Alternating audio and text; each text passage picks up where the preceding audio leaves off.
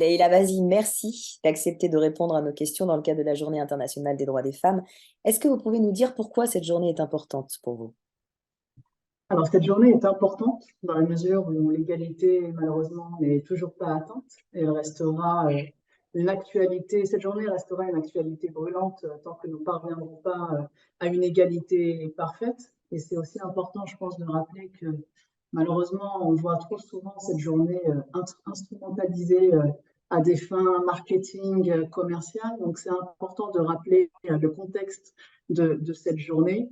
D'une part, pour mettre en avant l'ensemble des combats et des batailles menées par nos aînés. Je pense que c'est important aussi de rappeler tout le travail qui a été mené par nos prédécesseuses pour gagner certaines batailles, et d'autre part, pour nous rappeler que malheureusement, l'égalité n'est pas là, et que c'est encore un long chemin qu'il est nécessaire de poursuivre aujourd'hui.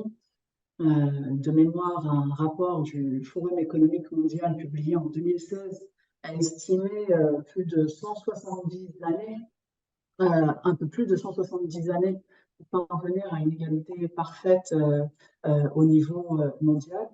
Et je pense que ce nombre d'années a augmenté depuis la crise Covid, on l'a bien vu. L'ensemble des inégalités ont été exacerbées, et ce, à l'échelle mondiale. Donc, il y a une vraie prise de conscience, et je pense encore de plus en plus, puisque nous vivons dans un monde instable. Simone Veil disait qu'il suffira d'une crise économique, religieuse ou politique pour que les droits des femmes soient remis en question. Et je pense qu'aujourd'hui, voilà, il faut continuer à mener cette bataille, à mener ce combat et se positionner vraiment en tant qu'ambassadeur, ambassadrice, pour contribuer à un monde plus égalitaire et prendre réellement des actions à l'occasion de cette journée internationale des droits des femmes. Merci. Est-ce que vous pouvez nous expliquer en quoi votre action est liée aux droits des femmes et en vous présentant, bien sûr? Oui, alors pour me présenter, donc Leïla Dazi, je suis avocate de formation. Je vis actuellement au Maroc, à Casablanca, depuis maintenant plus d'une quinzaine d'années, avant installée en France, enfin, née en France et ayant grandi en France. Et depuis quelques années, je me suis assignée comme mission de contribuer à un monde professionnel, notamment plus égalitaire, à travers différentes initiatives. Il faut savoir qu'au Maroc, à peine 20% des femmes sont représentées sur le marché du travail. Je ne parle pas des femmes qui travaillent dans l'informel et qui vivent dans une grande précarité aujourd'hui. Donc, à peine 20% de femmes, à peine 10% de femmes entrepreneuses. Euh, donc, mes actions aujourd'hui s'inscrivent dans cette logique, vraiment d'aider les femmes déjà à prendre conscience de leur potentiel. En tant que femmes, elles doivent se positionner dans le monde professionnel pour prendre plus d'espace, afin qu'on puisse avoir plus de femmes dirigeantes, plus de femmes leaders, plus de femmes qui siègent dans des conseils d'administration, et que ce soit à travers le réseau féminin que j'ai créé en 2016, l'Inin Morocco Chapter, ou le podcast Les Inspiratrices créé en 2020. Ces deux initiatives vraiment ont pour ambition d'aider les femmes à être davantage outillées sur des compétences qui sont essentielles à avoir dans le monde professionnel, telles que le réseautage, apprendre à réseauter. Malheureusement, les femmes ne sont pas nécessairement à l'aise avec l'activité de réseautage versus les hommes. Travailler sur leurs croyances limitantes. Beaucoup de femmes n'osent pas prendre de l'espace parce qu'elles n'ont pas suffisamment confiance en elles, notamment. Et on demande à avoir plus de femmes dirigeantes à travers le monde, à la tête des différentes institutions.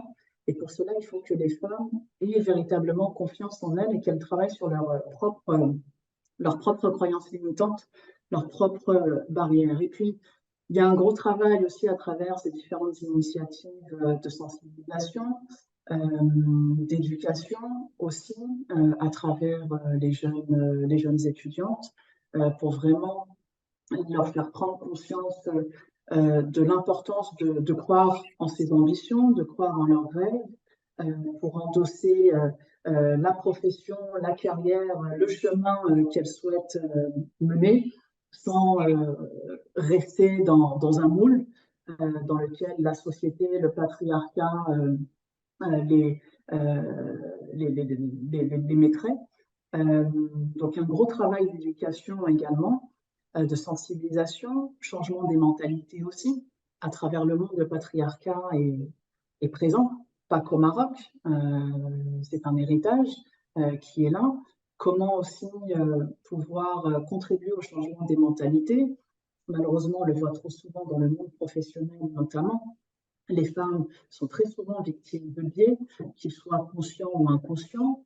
Ces biais qui vont être des freins dans l'évolution de carrière des femmes, notamment les stéréotypes qu'on va coller sur le front, les fronts des femmes. Donc, comment sortir de cet ancrage, qui peut être un ancrage culturel, un héritage, l'éducation, etc., pour vraiment changer les mentalités, que ce soit chez les hommes et chez les femmes. Hein.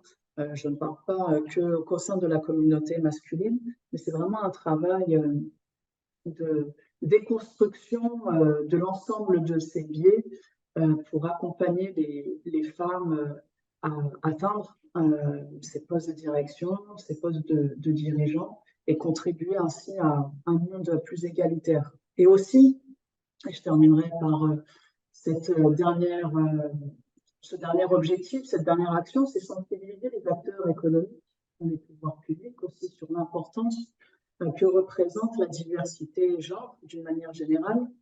Des études ont démontré que la diversité genre présente un certain nombre de bienfaits, et ce à différents niveaux, que ce soit sur le plan économique, les entreprises qui affichent plus de diversité genre eh ben, sont plus performantes, sur le plan éthique également, et on le voit de plus en plus sur la scène internationale, les entreprises vraiment qui font de la stratégie diversité genre leur cheval de bataille en termes de réputation vis-à-vis de leurs partenaires externes, vis-à-vis de leurs employés, de leurs actionnaires. C'est important que les entreprises se positionnent sous cet angle-là. Et puis juridique aussi. Il y a de plus en plus de dispositifs juridiques qui sont en place, notamment au Maroc, mais d'une manière générale à l'international, pour contribuer à accélérer cette diversité des genres. Donc c'est vraiment comment aider aussi les entreprises à prendre conscience que la diversité genre n'est plus qu'un argument marketing, c'est un vrai sujet qui doit être intégré au cœur de la stratégie des entreprises et que ce n'est pas qu'un simple exercice de tick the box, cocher la case pour faire joli, pour juste à des fins, je dirais, marketing. On a besoin de voir de plus en plus d'actions et qu'elles soient concrètes et non pas juste des mots ou des bouts de papier qui seraient signés. Donc voilà. Donc c'est dans ce cadre-là que j'œuvre au quotidien. Merci beaucoup. Est-ce que vous pensez que les femmes ont un rôle à jouer dans l'éducation à la paix? Bien évidemment, leur rôle est clé et encore plus aujourd'hui. Je disais tout à l'heure, on vit dans un monde qui est instable. On vit malheureusement aujourd'hui voilà, on voit ce qui se passe à la télé, à travers la presse, la guerre aujourd'hui, Russie, Ukraine, tous les conflits armés, et malheureusement, les femmes sont toujours sur la ligne de front, c'est-à-dire ce sont les femmes qui vont être les premières victimes de l'ensemble de ces conflits, de l'ensemble de ces guerres, des violences aussi qui vont être infligées aux femmes. Et aujourd'hui, le rôle des femmes dans l'éducation à la paix est fondamental. Comment est-ce qu'on peut contribuer à avoir dans le futur plus de jeunes femmes, de femmes siégeant dans les hémicycles, siégeant dans les forums où se prennent les décisions, et que ce ne soit pas que des hommes qui prennent des décisions pour l'ensemble de la population mondiale. On a besoin d'avoir plus de femmes aujourd'hui au cœur des forums décisionnaires pour aussi envisager demain une diplomatie qui soit plus féministe. Ce qui se passe aussi dans le monde est à l'image, si je puis dire, des représentants aussi, de certains représentants notamment. Je ne fais pas une généralité, mais de certains représentants. On le voit aujourd'hui à travers la crise entre l'Ukraine et la Russie. Donc, comment associer les femmes dans la représentation des femmes plutôt dans les institutions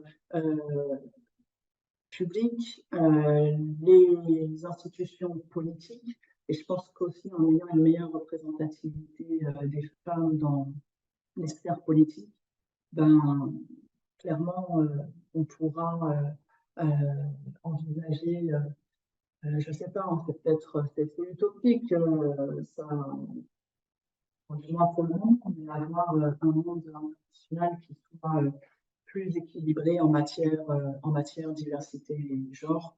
Et je pense que les bienfaits s'en feront ressentir. Pour terminer, est-ce que vous auriez un conseil aux jeunes femmes qui nous regardent ce soir? Ben, le ou les conseils que je pourrais partager avec toutes ces jeunes femmes, c'est déjà ayez confiance en vous, cultivez l'audace et le courage d'être vous-même, de sortir des sentiers battus, osez rêver grand, ne bridez pas votre potentiel, ne vous fixez pas de limites.